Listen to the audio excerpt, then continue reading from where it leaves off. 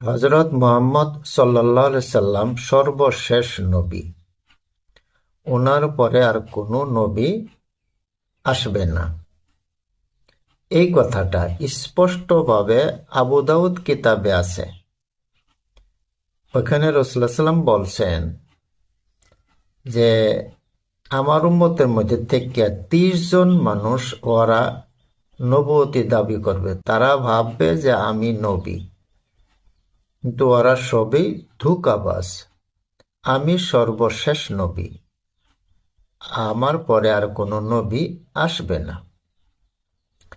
এরপরে বুখারী শরীফে আছে, আবু হুরায়রা রাদিয়াল্লাহু তাআলা আনহু হইতে বর্ণনা, রাসূলুল্লাহ সাল্লাম বলছেন, আমি সর্বশেষ নবী।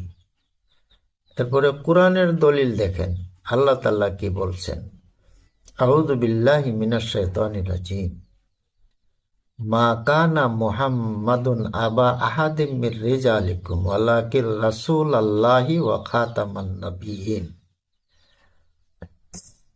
মুহাম্মদ সাল্লাল্লাহু আলাইহি সাল্লাম তোমাদের পুরুষদের মধ্যে থেকে কারো পিতা ছিলেন না, কিন্তু তিনি আল্লাহর রসুল এবং সর্বশেষ নবী। আমরা দলিল পাইলাম যে হুজুর সর্বশেষ নবী। এটা একটা ওনার বিশেষত্ব। দেখেন, এই কোরআন কিয়ামত পর্যন্ত থাকবে, এর মধ্যে অন্য কোনো নবীর প্রয়োজন হবে না।